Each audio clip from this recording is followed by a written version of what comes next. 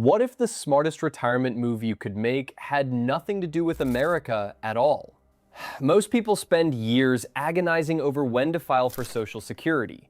62 or 67 or 70. They run the numbers, they read the articles, they stay right where they are. Same house, same town, same cost of living, eating their retirement alive. But what if filing at 62 and leaving America is actually the most powerful financial move a retiree can make right now? Today, we're talking about 6 real, honest, practical reasons why. And by the time we reach the last one, you're going to look at this decision in a way you never have before. Reason 1. Your dollar becomes a different currency entirely. Not in the literal sense. You're still collecting US dollars. Social Security still deposits directly into your American bank account. Nothing changes about the benefit itself. But here's what does change. Everything your dollar can actually do once it leaves that account. And this is where the conversation stops being theoretical and starts being genuinely life-altering. The average Social Security benefit for someone filing at 62 sits around $1,500 to $2,000 a month. In a mid-sized American city, that money is tight.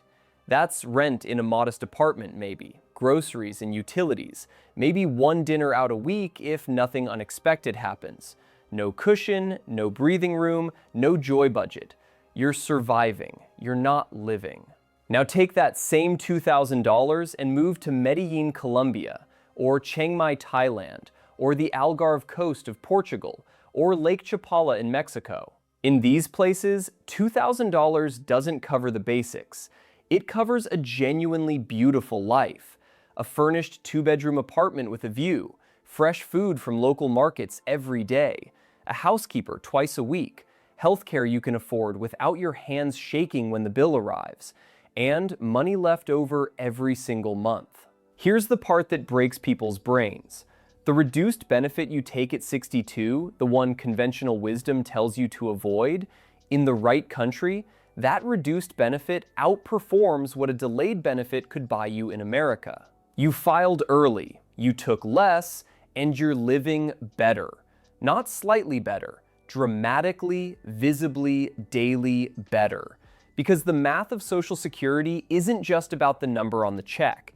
It's about what that number can do in the real world. And the real world is bigger than one country. Reason 2. You escape the cost of living crisis that's quietly destroying American retirements. Let's be honest about something that doesn't get said enough in retirement planning conversations. America is becoming one of the most expensive places in the developed world to grow old.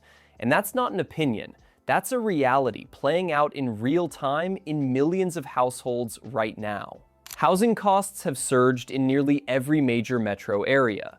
Grocery prices are up significantly and haven't come back down the way people hoped. Utility bills climb every winter.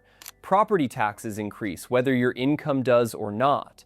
And car insurance, home insurance, health insurance, all of it keeps going up while your fixed income stays exactly where it is. The Social Security cost of living adjustment, the COLA increase you get each year, sounds reassuring until you realize it's calculated based on a basket of goods that doesn't actually reflect how retirees spend money. It doesn't fully capture the rising cost of healthcare. It doesn't account for housing markets in the cities where most retirees actually live. It's a number built by a formula, not lived experience. And for millions of people, it's simply not keeping up. Here's what that looks like in real life. Imagine a woman, let's call her Diane. She's 63, recently retired from 28 years of work as a school administrator in the Midwest. She did everything right. She saved, she was careful, she filed for Social Security at 62 because she genuinely needed the income. Her benefit is about $1,900 a month, and in the town she's lived in for 30 years, that benefit covers almost nothing on its own. Her rent alone eats over half of it. Her Medicare supplement plan takes another chunk. By the time she's covered the basics, there's maybe $200 left for everything else. She's not struggling in a dramatic, visible way, but she's quietly terrified. Every unexpected expense feels like a crisis. Every year feels a little tighter than the last. Now here's the same Diane, but she makes one different decision. She researches, she visits, she takes a leap, and she moves to Porto, Portugal on a D7 passive income visa designed specifically for people with retirement income. Her rent for a beautiful apartment in a historic neighborhood is 600 euros a month. Her groceries are a fraction of what she paid at home. She walks everywhere. She eats well. She has friends, other expats, locals, a community she never expected to find at 63. And her $1,900 benefit? It covers everything, completely, with money left over every single month. That's not a fantasy. That's the actual experience of tens of thousands of American retirees who've already made this move. And the reason it works, the deep structural reason, is that the cost of living crisis in America is a local problem. It does not follow you across the border. The inflation that's making American retirement so difficult is tied to the American economy, American real estate markets, American healthcare pricing, American insurance systems. Leave that ecosystem, and you leave a significant portion of that financial pressure behind. And suddenly, that early Social Security benefit that everyone told you was a mistake starts looking like exactly enough. But here's where it gets really interesting, because surviving abroad is one thing. But what about your health? What about getting older in a foreign country?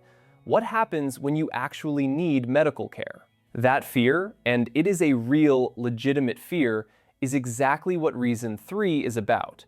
And what I'm about to tell you is going to genuinely surprise you. Reason 3. Healthcare abroad is often better and almost always cheaper. This is the one that stops people cold, because for most Americans, the idea of getting healthcare in another country triggers a very specific image. Understaffed clinics, language barriers, uncertainty, risk. The feeling that if something really goes wrong, you're on your own. I understand that fear completely, but the data and the lived experience of expat retirees tells a very different story. The United States spends more per person on healthcare than any other developed nation in the world. And yet, in terms of outcomes, life expectancy, chronic disease management, patient satisfaction, it ranks well below many countries that cost a fraction of the price. Countries like Spain, Portugal, Costa Rica, Malaysia, and Thailand consistently score high on global healthcare rankings. And for retirees living there, the cost of that care is almost incomprehensible compared to what they were paying back home. Think about what healthcare actually costs an American retiree who files at 62. Medicare doesn't kick in until 65. That gap, 62 to 65, is one of the most financially dangerous periods of early retirement. Private insurance for a 62-year-old can run anywhere from $500 to over $1,000 a month. Deductibles are high, copays add up, prescription costs can be brutal. Healthcare is often the single largest expense for American retirees, by a significant margin. Now consider this. In Mexico's San Miguel de Allende, a doctor's appointment costs $15 to $30 out of pocket. Prescription medications that cost hundreds in America often cost dollars there. Dental work that would run $4,000 in the US runs $400. And the quality? Many doctors serving expat communities trained internationally, speak English fluently, and provide a level of personal attention that most Americans haven't experienced from a physician in years. In Thailand, the private hospital system is world-class. Bangkok's Bumrungrad International Hospital serves over 1 million patients a year from over 100 countries, accredited by the same international organizations that accredit American hospitals. A knee replacement that costs $40,000 to $60,000 in the US costs $6,000 to $10,000 in Thailand. Full stop. This matters for the 62 filing decision in a very specific way. One of the most common reasons advisors tell people to delay Social Security is to build a larger benefit that can cover rising healthcare costs. It's a defensive strategy built around fear of future medical expenses. But if you're living somewhere those expenses are 70% lower, that logic collapses, the threat disappears, and filing at 62 stops looking risky. It looks rational. Getting healthcare abroad does require planning, and the one thing virtually every expat retiree agrees on: never make this move without solid international health insurance. There's a reason the same handful of plans come up again and again in expat forums, Facebook groups, and retirement communities abroad. The most widely used ones among American retirees are designed specifically for people living outside their home country, cover you across multiple countries, and give you access to quality hospitals without the nightmare billing that follows you everywhere in America. The most popular options are linked in the description and pinned in the comments, worth looking at before you make any decisions. Once that foundation is in place, the healthcare fear dissolves, and what replaces it surprises most people. They actually feel healthier abroad. Less stress, more walking, better food, more sun, a pace of life that isn't grinding them down every single day. And that leads us to something the numbers can't fully capture, but that might be the most important reason of all. Reason 4. You actually get to live your retirement instead of just surviving it. There's a concept in retirement research that doesn't get nearly enough attention. Retirement happens in phases. The early years, the go-go years, are when you have the energy, the mobility, the curiosity to actually do the things you always said you'd do someday. You travel, you explore, you say yes. Then comes the slow-go years, where life is still good but naturally more limited. And eventually, the later years, when your world gets quieter and the big adventures simply aren't on the table anymore. Here's the brutal truth most retirement planning ignores. The go-go years don't wait for you. They don't pause while you spend 3 more years maximizing your Social Security benefit. They happen on their own timeline. And if you're not financially free during those years, if you're still grinding, still waiting, still counting down, you miss them permanently. There are no refunds on that. I think about a man, let's call him Robert. 40 years as a civil engineer, disciplined saver, did everything the conventional way. Retired at 68 with a maximized benefit and a substantial portfolio. And within 18 months, his back gave out. The hiking trips he'd planned for decades became walks around the block. The European travel he and his wife talked about for 30 years became a source of grief instead of joy. The money was there, but the life he imagined spending it on had quietly closed the door. That's not a cautionary tale about health. It's a cautionary tale about timing. And it's why for people who are healthy right now, who have energy right now, filing at 62 and leaving America isn't the impatient choice. It's the wise one. And look, if you're serious about making this move, international travel at 62 is not a 2-hour domestic flight. We're talking 12, 14, sometimes 16 hours to Portugal, Thailand, Colombia, Mexico. Your neck and spine feel every single hour. I learned this the hard way. Landed from my first transatlantic flight feeling like I'd been in a car accident. The fix was embarrassingly simple. A proper travel neck pillow that actually supports you so you arrive feeling human. The one I never board a long flight without is linked in the description. Small thing, massive difference. Because here's what this is really about. Living abroad during your go-go years gives you something no maximized benefit at 70 can give back. The years themselves. The actual mornings and meals and conversations that make retirement feel like a reward instead of a waiting room. You wake up in a coastal Portuguese town, walk to a century-old bakery, spend €2 on the best pastry of your life, and have nowhere urgently to be. You funded that morning with a Social Security check everyone said was too small. But here, it's more than enough. It's everything. That's what happens when you align your money with your actual life instead of someone else's formula. But as beautiful as that sounds, there's a very practical financial dimension we haven't touched yet. one that directly affects your portfolio and long-term security in a way most people never see coming. And that's exactly where we're going next. Reason 5. You protect your portfolio from sequence of returns risk. This is one of those ideas that sounds technical until you understand it, and then you can never stop seeing it everywhere. Sequence of returns risk is simply this: the danger of experiencing bad investment returns early in your retirement, right when you're starting to withdraw money from your portfolio. And it's one of the most underappreciated threats to long-term retirement security. Here's how it works in practice. You retire. The market drops 40% in the first 2 years, which has happened before and will happen again. You need income. So you sell investments to generate cash, but you're selling them at a loss. And those shares you sold at depressed prices, they're not there to recover when the market bounces back. You've permanently reduced the size of the portfolio that's supposed to carry you through the next 20 or 30 years. Even if the market fully recovers, your personal portfolio never does. Not completely. Because you were forced to withdraw from it at exactly the wrong time. Now, here's where the combination of early Social Security and living abroad creates something genuinely powerful. When you file at 62 and move to a low-cost country, you dramatically reduce your monthly withdrawal from your investment portfolio. Maybe you eliminate it entirely.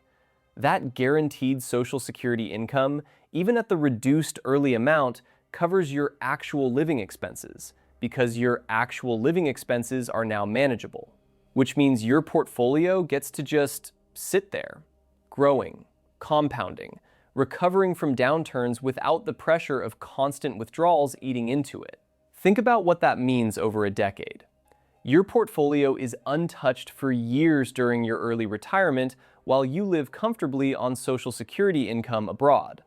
The market has its cycles, corrections, crashes, recoveries, and your portfolio rides through all of it without being depleted by forced withdrawals. By the time you're in your mid-70s, that portfolio is significantly larger than it would have been if you'd spent your early retirement in America, withdrawing from it monthly just to cover the gap between a modest benefit and a high cost of living. And here's the other side of this that nobody talks about. If the market crashes early in your retirement and you're living abroad on Social Security with your expenses covered, you're not a victim of that crash. You're actually positioned to take advantage of it. You can invest additional money into the market at lower prices.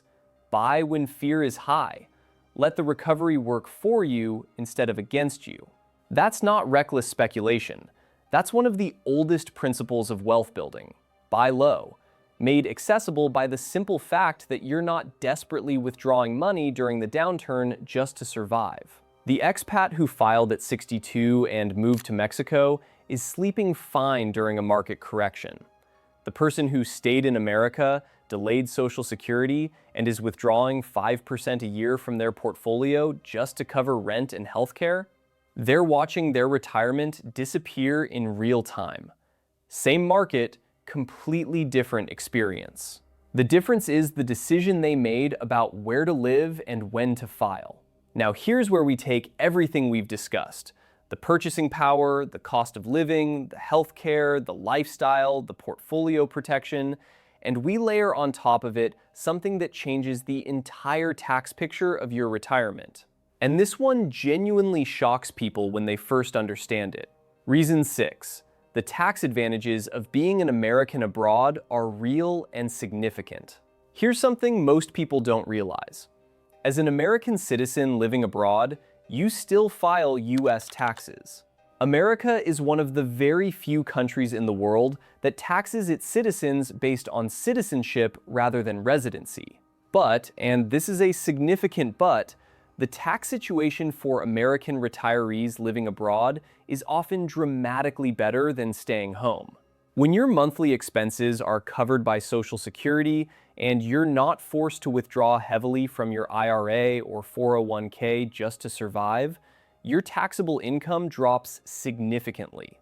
85% of your Social Security benefit can be subject to federal income tax, but only if your combined income exceeds certain thresholds. For an individual, that starts around $25,000. For a married couple, it's $32,000. Living abroad on Social Security with minimal portfolio withdrawals, there's a real possibility you stay below those thresholds entirely. You filed early, took a reduced benefit, but you're paying almost no tax on it, making your effective take-home competitive with someone who delayed and is paying tax on a larger benefit back in America. And then there are the tax treaties. The United States has agreements with dozens of countries, Portugal, Germany, Mexico, Japan, specifically designed to prevent double taxation. When navigated correctly, your total tax burden can be significantly lower than what you'd face in a high-tax American state.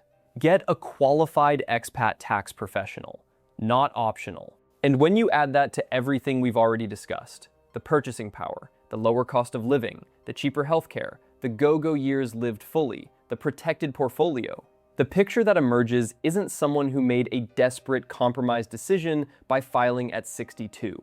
It's someone who thought carefully and made a genuinely strategic move. So, here are 3 things I want you to walk away with. First, the value of your Social Security benefit is not fixed. It's entirely determined by where you spend it. $2,000 in Kansas City and $2,000 in Lisbon are not the same thing, not even close. Run your numbers based on what that check can actually buy in the place where you choose to live. Second, the risks of filing early are real but conditional. The conventional advice to delay isn't wrong in isolation. It's just built for circumstances that may not be yours anymore. Third, this is reversible in the ways that matter and irreversible in the ways that matter more. You can always come home, but you cannot get back your go-go years. You cannot reclaim the mornings in a Portuguese cafe or the evenings watching the sun drop into the Mediterranean from a balcony that costs less than a studio apartment back home. The door is open. The plane ticket is affordable. The math actually works. The only thing left is the decision. That's what happens when you align your money with your actual life instead of someone else's formula. But as beautiful as that sounds, there's a very practical financial dimension we haven't touched yet, one that directly affects your portfolio and long-term security in a way most people never see coming. And that's exactly where we're going next. Oh, and one more thing before we move on. If you're seriously considering making this move, there's something you absolutely need to see first. Because not every country that looks beautiful on paper is actually safe for American retirees in 2026. Some of the most popular destinations have changed dramatically, and nobody's talking about it. I made an entire video breaking down exactly which countries retirees should be avoiding right now, and honestly, it might surprise you. Watch that one before you book anything. The link is sitting right there on your screen. Don't skip it.